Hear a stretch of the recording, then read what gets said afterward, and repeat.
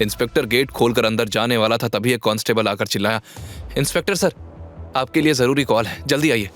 Inspector ने गहरी सांस ली और कांस्टेबल रवि पर चिल्लाया, अबे तू बेवकूफ क्यों खड़ा है यहाँ? इसको जरा ऐसा मार की आवाज मेरे केबिन तक सुनाई पड़े, समझा? कांस्टेबल रवि ने सिर झुकाकर हाँ में सिर हिलाया, लेकिन कांस्टेबल की मुट्ठियां भींच गईं और वेद ने गौर किया कि कांस्टेबल की आंखों में इंस्पेक्टर के लिए गहरी नफरत और अपमान का गुस्सा था। इंस्पेक्टर के जाने के बाद कांस्टेबल हाथ में डंडा लिए अंदर आया और बोला, इंस्पेक्टर से पंगा लेके तूने अच्छा नहीं किया रे, अब तो कभी इस जेल से बाहर नहीं निकल पाएगा। यह कहकर उसने वेद को मारने के लिए डंडा उठाया और वेद ने डंडा पकड़ लिया, लेकिन जानबूझकर ऐसा चिल्लाया जैसे वो डंडा उसे जोर से पड़ा हो।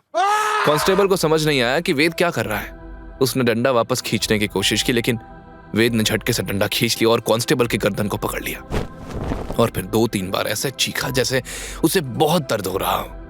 बाहर कैबिन में इंस्पेक्टर वेद की दर्द भरी आवाज सुनकर मुस्कुरा उठा और कॉल पर बोला, सर आप फिक्र मत कीजिए, मैं पैसे की ड्यूटी करता हूं, जिसका पैसा उसका नौकर, यहां अच्छी खातिरदारी हो रही है उसकी। दूसरी तरफ वेद उस हैरान कांस्टेबल रवि के कान में कुछ कह रहा था, जिसे सुनकर कांस्टेबल के चेहरे के एक्सप्रेशंस पल पल बदल रहे थे। अपनी बात पूरी करने के बाद वेद ने रवि को छोड़ दिया। कांस्टेबल रवि लड़खड़ाते हुए सेल से बाहर निकला, तब वेद ने अंतिम चाल चलते हुए कहा, देखो रवि, फैसला तेरा है, लेकिन याद रखना एक बार अच्छा अवसर हाथ से निकल गया तो फिर हाथ नहीं आता। उसकी बात सुनकर कांस्टेबल रवि घबराहट में वहां से निकल गया और वेद के पास वाले सेल में बॉबी भी वेद की चीख सुनकर खुश हो रहा था। आखिर वो वेद की वजह से ही तो जेल में बैठा था। दूसरी तरफ हॉस्पिटल में सावित्री देवी को प्राइवेट वार्ड में शिफ्ट कर दिया था। पूरी फैमिली उनके आसपास मौजूद थी। तब सावित्री की सबसे छोटी बहू ममता अपने मगरमच्छ के आंसू पोंछते हुए बोली, सासू माँ की इच्छा थी कि उनकी जान उनके अपने घर में निकले, तो क्यों ना हम उन्हें पूरी मेडिकल फैसिलिटी के साथ घर शिफ्ट कर दें। विशाल ने हामी भरते हुए बोला, हाँ, और वो पूरे परिवार को एक साथ एक छत के नीचे देखना चाहती थी। यशवंत ने उदास आवाज में कहा, ऐसे वक्त में तो हम सबको एक साथ ही रहना चाहिए। उसने फिर कियारा से पूछा, तुम बोलो कियारा, क्या कहती हो? माँ की इच्छा को तुमसे बेहतर कोई नहीं जानता। कियारा सोच में पड़ गई और वहीं सब घर वाले एक दूसरे को देखने लगे। हर किसी के मन में अलग अलग प्लान चल रहे थे। तभी जब डॉक्टर आए तो कियारा ने डॉक्टर से पूछा, डॉक्टर, क्या दादी को घर शिफ्ट करना सेफ होगा? डॉक्टर ने हामी भरते हुए कहा, हाँ, अगर सारी इक्विपमेंट और नर्सेस की अरेंजमेंट हो जाए तो कोई प्रॉब्लम नहीं है। यह सुनकर कियारा ने यशवंत और अविनाश से कहा, तो फिर दादी को घर ले चलते हैं। कुछ ही देर में सारी अरेंजमेंट्स की गई और कियारा दादी के साथ एम्बुलेंस के अंदर बैठी और बाकी लोग अपनी अपनी कार से रायजादा विला की तरफ बढ़े। दूसरी तरफ रायजादा विला में एक अजीब नजारा था। गेट पर एक आदमी खड़ा था और गार्ड से बहस कर रहा था। एक गार्ड बहुत बदतमीजी से उस पर चिल्लाया, अबे बुड्ढे, बोला ना तेरे को, इधर कोई भीख नहीं मिलेगा, चल भाग यहाँ से, ये कोई धर्मशाला नहीं है। वो आदमी जो करीबन 75 साल का होगा, देखने में 55 से ज्यादा का नहीं लग रहा था। वो अब भी तन कर खड़ा था। उस सख्त लहजे में बोला, मैंने भी कहा ना मुझे सावित्री से मिलना है। सिक्योरिटी गार्ड चिल्लाया, अबे पागल है क्या? अमीरों के घर भीख मांगने आया है, वो भी सीधा बड़ी मालकिन से। तभी वहां एम्बुलेंस और कुछ गाड़ियां आकर रुकी और गेट के सामने एक भिखारी जैसे कपड़ों में खड़े बूढ़े आदमी को देखकर राघव जोर जोर से गाड़ी का हॉर्न बजाते हुए चिल्लाया, गार्ड्स, इस भिखारी को यहां से हटाओ। लेकिन दोनों गार्ड्स मिलकर उस आदमी को अपनी जगह से हिला नहीं पाए। यशवंत मजाक उड़ाते हुए बोला, अबे हो फेक बाबा, अपनी गंदी शक्ल लेकर भाग जाए यहां से, वरना पुलिस बुला देंगे। वहीं गार्ड पूरा दम लगाते हुए बोला, अबे ये तो अंगद का पैर जमा कर बैठा है। तभी उस आदमी ने दोनों को ढीला छोड़ दिया और दोनों गार्ड्स धड़ाम से नीचे गिर पड़े। ये देखकर राघव और विशाल दोनों गुस्से में गाड़ी से नीचे उतर आए। राघव गुस्से में बोला, ये बुड्ढे, तेरे दिमाग में प्रॉब्लम है क्या?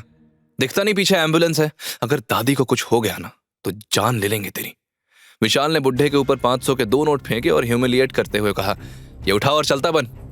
तभी वो आदमी एक ही झटके में विशाल और राघव के पास पहुंचा। उसकी स्पीड इतनी तेज थी कि किसी को कुछ समझ नहीं आया। एक ही वार में दोनों जमीन पर उड़ गए। ममता जोर से चीखी, राघव, मेरा बेटा। तब वो आदमी ऊंची आवाज में बोला, मैं यहां सावित्री से मिलने आया हूं और उससे मिले बिना नहीं जाऊंगा। ये नजारा देखकर सबकी सांसें फूलने लगी। यशवंत, ममता और बाकी सब हक्के बक्के रह गए और वो आदमी बिना किसी से कुछ पूछे एम्बुलेंस तक पहुंचा। तुरंत ही वो एम्बुलेंस के अंदर घुसा और दरवाजा बंद कर लिया।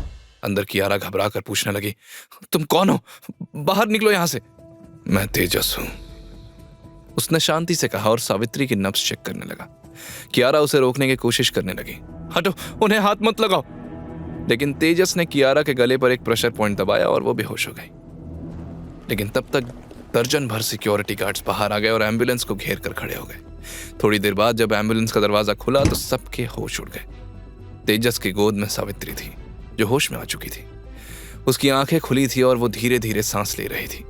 तेजस सावित्री को लेकर एम्बुलेंस से नीचे उतरा और गार्ड्स की तरफ देखकर बोला, अब देख क्या रहे हो, गेट खोलो जल्दी। वहीं यशवंत हैरानी से बड़बड़ाया, ये कैसे मुमकिन है? डॉक्टर ने तो कहा था। कियारा भी होश में आ गई थी। वो तेजी से एम्बुलेंस के बाहर आई और सावित्री को सही सलामत देखकर खुशी से बोली, दादी आप ठीक है? सावित्री ने कमजोरी से हाँ में सर हिलाया और धीमी आवाज में बोली, कियारा, ये तेजस है, वेद के गुरु। बस इतना कहने में ही उनकी सांस तेज चलने लगी। वहीं यशवंत और बाकी सबको समझ आया कि वेद ने फाइटिंग स्किल्स किससे सीखी है। तभी ममता बोली, ये तो उस फ्रॉड का गुरु है। माँ, आपको शायद पता नहीं है, लेकिन उस डिलीवरी वाले ने ही आपके खाने में कुछ मिलाया था जिससे आपकी हालत बिगड़ गई, और अब उसका गुरु शायद उसका अधूरा काम पूरा करने आया है। वो गार्ड्स को ऑर्डर देते हुए बोली, इस भिखारी को धक्के मारकर बाहर कर दो। उस क्रिमिनल का जानने वाला इस घर के अंदर नहीं जा पाएगा। सावित्री उन्हें रोकना चाहती थी। उसने हाथ उठाकर उन्हें इशारा किया, लेकिन यशवंत ने कहा, माँ, आपकी आंखों में तो विश्वास की झूठी पट्टी बंधी है, लेकिन आज हम आपकी नहीं सुनेंगे। ये भी अपने चेले की तरह जेल में चक्कियां पीसेगा। यह सुनकर सावित्री का गुस्सा इतना बढ़ गया था कि वो तेज सांसें लेने लगी, जिसे देखकर तेजस घबरा गए। तभी गार्ड्स ने उन पर हमला कर दिया, लेकिन तेजस की गोद में सावित्री को देखकर कियारा चिल्लाई, रुक जाओ, दादी उनके पास है। अगर तुम लोगों की वजह से दादी को कुछ हुआ तो तुम सब इसके जिम्मेदार होंगे, समझे? यशवंत ने ऊंची आवाज में ऑर्डर दिया, पहले माँ को इससे छीनो। सिक्योरिटी गार्ड्स तुरंत आगे बढ़ने लगे। वहीं दूसरी तरफ एक कांस्टेबल बॉबी के सेल के पास आया और गेट खोलकर बोला, चल, तुझे बगल वाले सेल में रखने का ऑर्डर है। यह सुनकर बॉबी की आंखों में चमक आ गई। वो तुरंत उठ खड़ा हुआ और मन ही मन बोला, तो यशवंत ने अपना काम कर ही दिया, अब बारी मेरी है। कांस्टेबल बॉबी को लेकर बगल वाले सेल के सामने आया। अंदर वेद बैठा था। जैसे ही उसने बॉबी को सामने देखा तो उसके होश ही उड़ गए और बॉबी के चेहरे पर कनिंग स्माइल आ गई। कांस्टेबल ने उसे अंदर डाला और ताला लगाकर चला गया। तब बॉबी वेद को नफरत से देखते हुए उसके ऑपोजिट वाली दीवार पर टिक कर बैठ गया और फिर कुटिल मुस्कान के साथ बोला, तूने मुझे जेल पहुंचाया और अब देख, तुझे भी जेल आना पड़ा। तुझे क्या लगा, तुझे फाइटिंग आती है तो तू दुनिया जीत लेगा?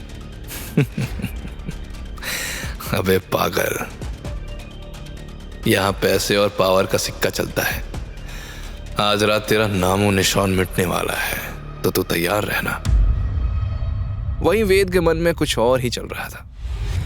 इस बॉबी की वजह से जेल से निकलने का मेरा पूरा प्लान चौपट हो गया। अब कुछ और तरीका सोचना पड़ेगा। क्या वेद अपनी इनोसेंस साबित कर पाएगा?